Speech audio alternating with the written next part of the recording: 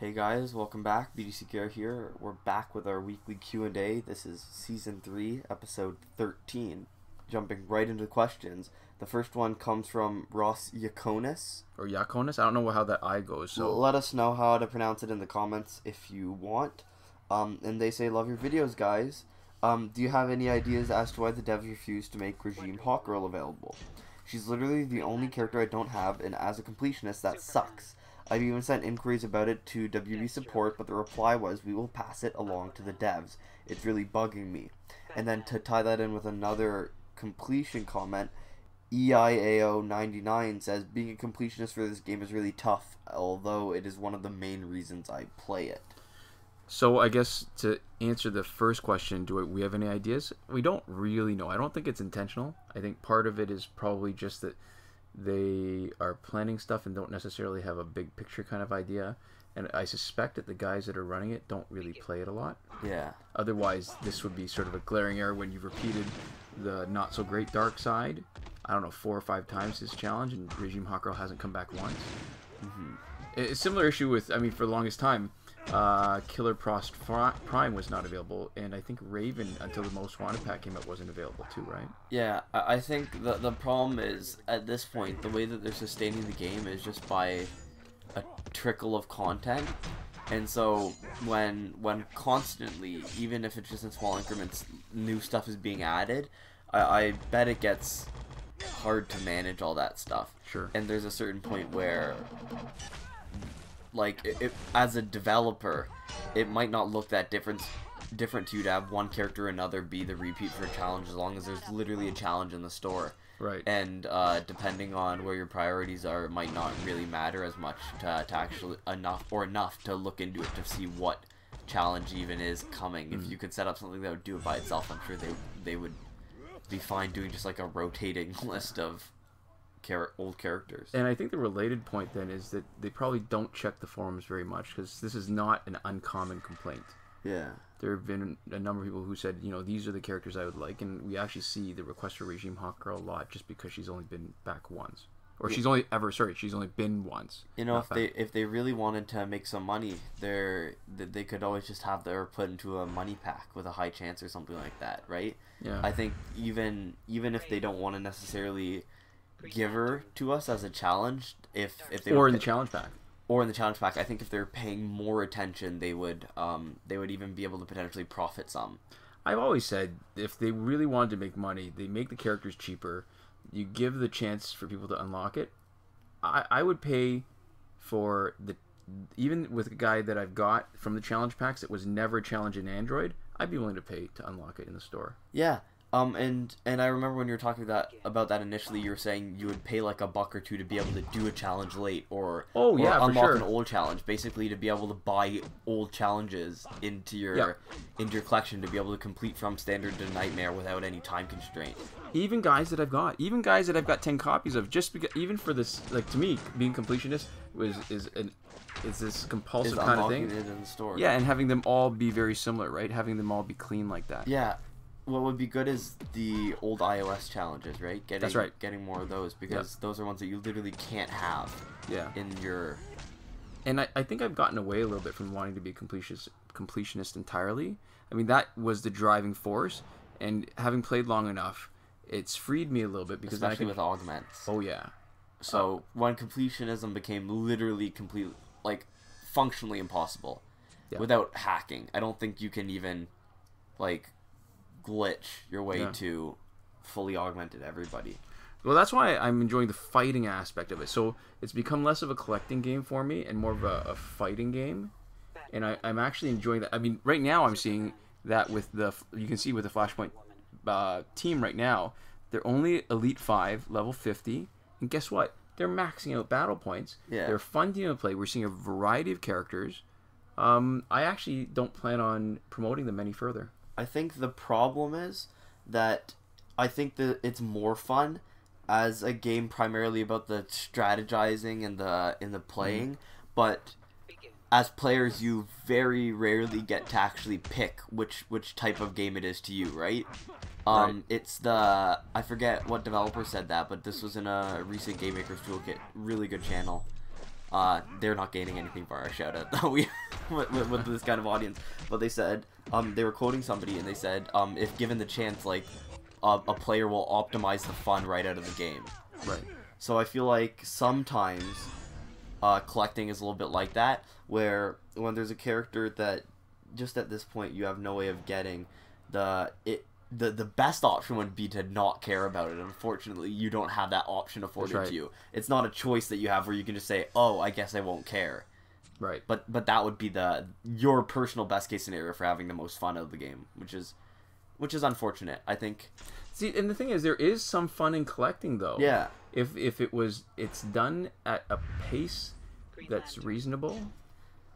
I think the challenge reset glitch is a great way to have non-glitched, like, free stuff, but to have glitch that you had to play for it. That was a good time when there wasn't too many characters. Right. And it was Elite 5, level 40. Yeah, I think it's just a little too bloated now. I think it's a little too hard to really get everything. Now, and we can say that, though, but I think the fact that this game has survived since, 2013, in the lifespan of mobile games, this is done brilliantly. That's true.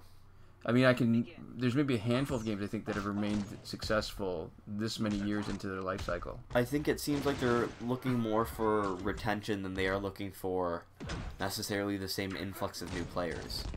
From the way that they've been doing it, they're adding. They pretty much since the beginning have only added more late game content, and like really, really long term kind of content that new players would not really care about because it's all daunting at this point. It's 5 years of playing it or 5.5 when you're looking at the stuff they're adding. Right, the actual time frame is so large to be almost meaningless for anybody new just coming in. I'll tell you what, though, I still love the game. Yeah. Oh, I totally love the game too. Yeah, this isn't coming from a place of any significant criticism. It's done a really great job of keeping us interested in it. Yep. Ever since we started playing. Yep. Yeah. So there we go. Thanks for that question. That was a cool couple questions. Yeah, it's interesting to talk and think about. The next one comes from Jack Regan, and they say, Injustice is the only NetherRealm game that doesn't have a fourth tier of characters.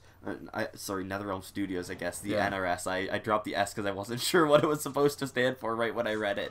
But, Injustice 2 equals Legendary, WWE Immortals equals Platinum, MKX equals Diamond. Is this because of Breakthrough? Because that would be stupid, or do you think they'll add another tier? Okay, so I want to break this down in a little bit because there's some implications, I think, for having a fourth tier, and it depends so much on whether you start with it or whether you add it later. Yeah.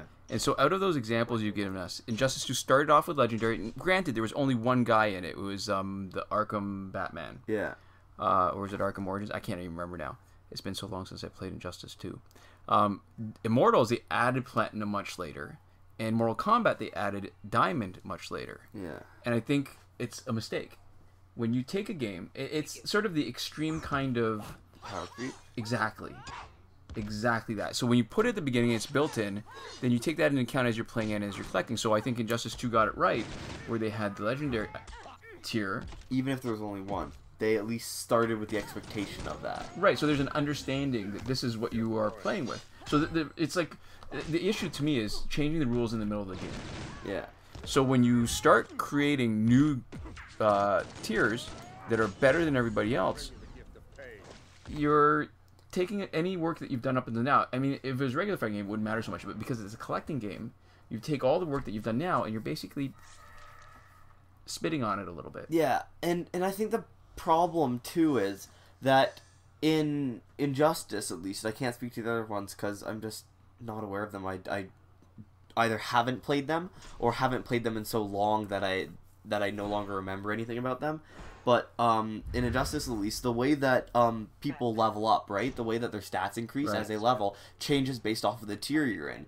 And, like, stat-wise, the lowest quality old golds and the best new ones are almost in different tiers. That's right. Right? Yeah. Like, I think the stratification between the top silver and the lowest gold and the lowest gold and the highest gold right now is, I don't know for sure, it's probably like not that far off, right? The order of magnitude. It definitely difference makes in a power. huge difference in terms of how you're fighting with them. But yeah, and how you create teams. So, for sure. The main issue wouldn't be the stats. It would just be that based off of the precedent they set, they would have to level different. Yeah. They'd have to increase different. Because honestly, I feel like you could have an update where you just put everybody over a certain stat threshold currently in gold, and you just called them a different tier. And it's essentially the same thing. I think there almost is becoming more and more with each new character. Like, the range of golds is so huge that you could easily divide it into 2 tiers if you wanted to. That's true. No, you make a very good point there. So maybe we actually have effectively another tier, but I think if you try to add one on top of what's there, you're going to break the game a little bit. And I don't think we have a special tier, like, literally necessarily, but I think we have almost a special tier in pre-made synergistic sets. Right? Oh. All the way back from the Red Sun team. I remember initially I thought the Red Sun team was red bordered, like the bosses were. Oh, right. And I initially thought that the Red Sun was literally like the red tier of team. Right. Not a gold, like... Do you remember those questions people used to ask? How do you get those red cards? Yeah. Yeah, I remember. And so yeah. that's what I initially thought. And I feel like when I first got them, I was like, oh, they're just gold. And then I realized that they were almost as good as their own tier by themselves. Sure. Yep. And so I think maybe the answer to your question is, although there isn't visually one, if you actually step back and think about what tiers mean and what the difference between tiers is, there's kind of almost always been tiers a little bit. Yep. It's and it's not exactly the same, right? Because you'd imagine for a higher tier character to be like the new gold characters and stand more on their own. Yeah. But I think there's always been a little bit of a hint of these characters are better, right? Where the Red Sun team was definitely at the top of that, and then ever since then the best characters have just slowly been pulling further and further away from the pack. And so even though they're all in gold, I think meaningfully, if you look at the actual final outcome of what different tiers are, we pretty much already have another tier within gold. Good point. Yeah, so there we go. We've got one last question, and this one we'll have to make quick. This one comes from Pavel Pekarek, and they say, hello, I'm a big fan of your Injustice channel and everything you post. Keep up the great work, guys. And I thought of one question.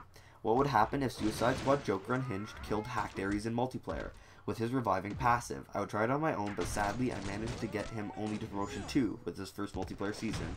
Thus he wouldn't be strong enough to fight him and survive in order to get to that level of fights. Looking forward to your answer. So we'll go through it quick, but basically the gist of it is we don't think it would work because passives don't carry over, and it looks like Ares does what he does based off of passive. Right, because it's not built into Breakthrough, but it's built... Because otherwise it would just stay in that and it wouldn't come with the character. But it looks like it's built into his character. Yeah, and the only way we know for that to be built in would be the passive, which makes sense because it's tied to something that he, as a character, actually does, which is grow big and whack you really hard.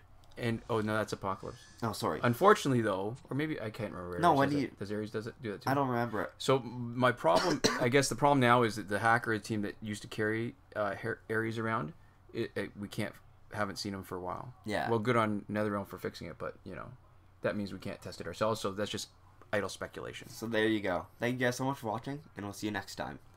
Komoda.